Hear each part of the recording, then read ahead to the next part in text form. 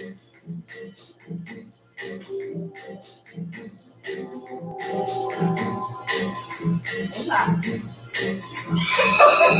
look much better with this one. Oh, true.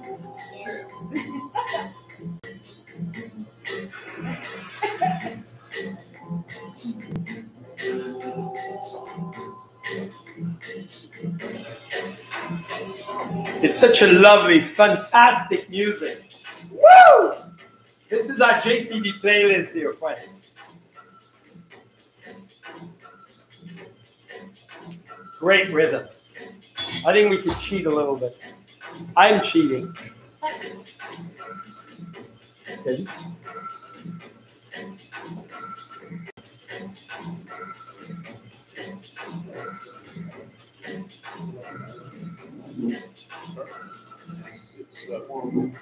Yeah, there's only 40 people. I don't know how big that is. I don't know how big that is. Okay, So, and remember, it's.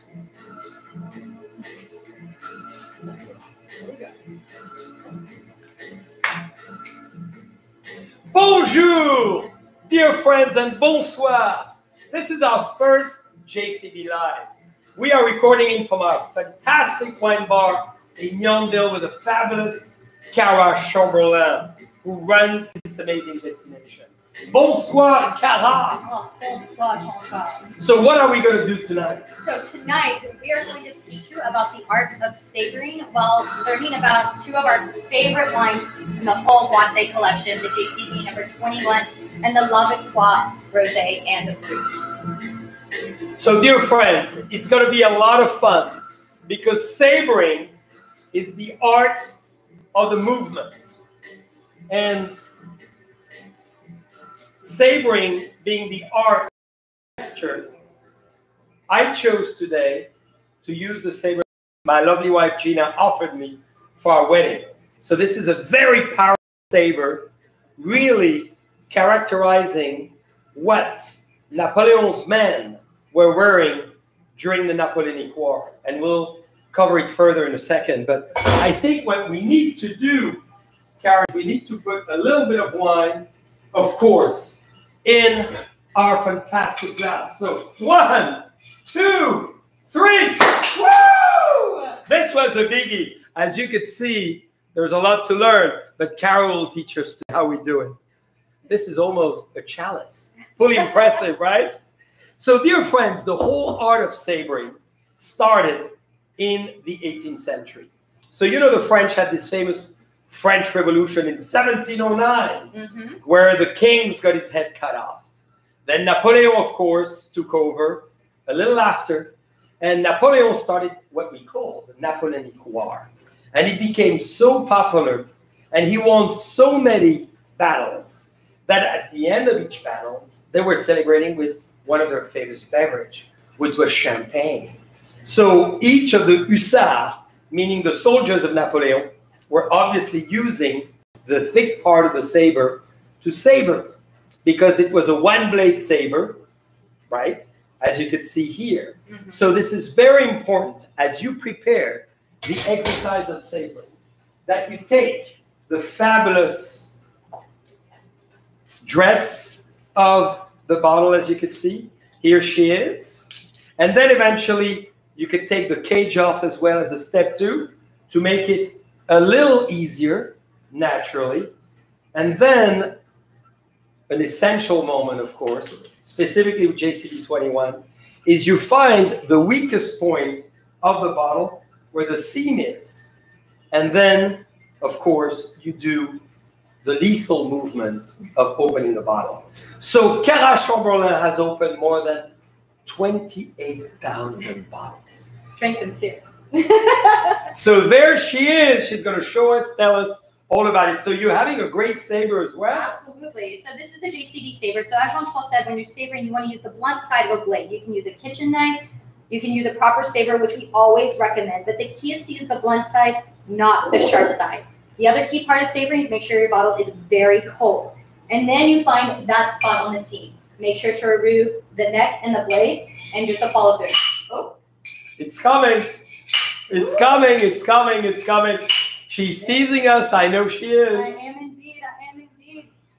And it's the number 21, which is the Crémant de Bourgogne, the Chardonnay, and the Pinot blend, which is really quite incredible because it's over 14, 15 months, age in the bottle, and with a very light dosage. And maybe this one is resisting, just like the Wars of Napoleon.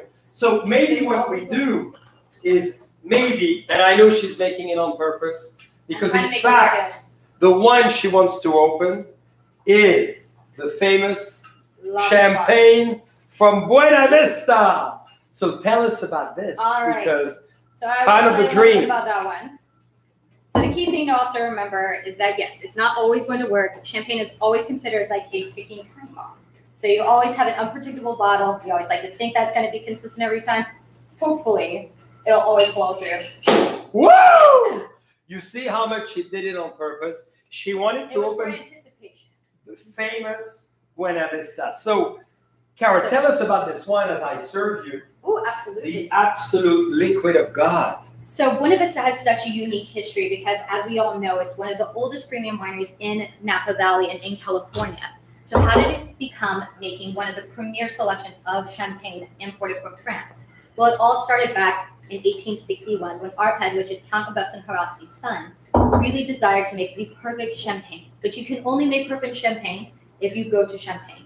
So he ended up traveling over to France, where he studied with the Daubenage family, and that was one of the finest winemakers in all of France at the time that was making champagne. He really perfected his technique, brought those styles back to California, taught us everything that we needed to know in the caves of Buena Vista. Now, as he was studying, he knew that he needed to really invigorate all of those fermentation, making sure that the bottles stay constantly fermented instead of getting stuck. So he actually ended up causing a bit of fire in the caves to keep that ignite going. A big fire. Ooh la la. They nearly burned the whole building. Ooh, which is not good. But they ended up extinguishing that, savoring the wine. And if you actually go and visit Buena Vista to this day, and you go into the west side of the caves, you can still see the scorch marks at the top part of that cave, because we are true to history. But in return, he perfected his technique, and that's how we're able to enjoy a true champagne under an American wine label such as Buena Vista. So this is a big coup, dear friends. You heard it. A real champagne under the name of Buena Vista. So part of the story is as well romance. So we heard about how sabering started, sabrage in French, same word. This is a saber, and the action of doing it means sabrage.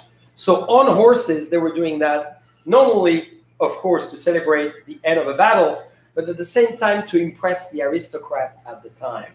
There was another reason many men did it for a beautiful woman. So I'm going to pretend, of course, that I'm charming Cara today. And I'm going to do it with the Buena Vista champagne, rosé, where there's a dominance of Pinot Noir. So men used to go on one leg, of course, one knee, and used to do the gesture. And as they did that, of course, they savored the bottle. And then they drank it romantically and hoped that the end of that moment would bring the fantastic French kiss. So this is very still true today. The most fun thing to do in any party is, of course, to savor. And as you can see, this is a beautiful neck, gorgeous antique green bottle. And we want to celebrate with Buena Vista as well. The word la victoire, very important, means victory. The victory of making sparkling wine, méthode champenoise in 1861, and as well, of course, convincing the French to allow us with an American winery to have the American flag float in the Champagne vineyards for the first time in history. So Buena Vista Champagne is a true champagne from Champagne. Woo! That was easy. Look at this, baby. You're going to finish, because now I'm going to go on one leg and say to Cara, would you please savor another 1,000 bottles with me? Absolutely. So we have a lot of work ahead. As you can see, JCB 21, Buena Vista Brut, and Buena Vista Rosé. So to all of you watching, have an amazing time. As Cara mentioned, use a kitchen knife, a butcher knife, even a spoon. I need to confess, I've never been good enough to do it.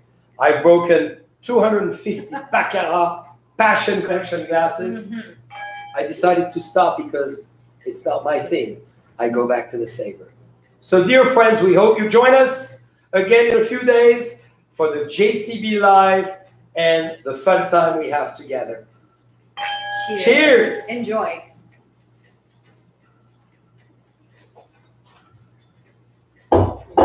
Too short? Was it too short?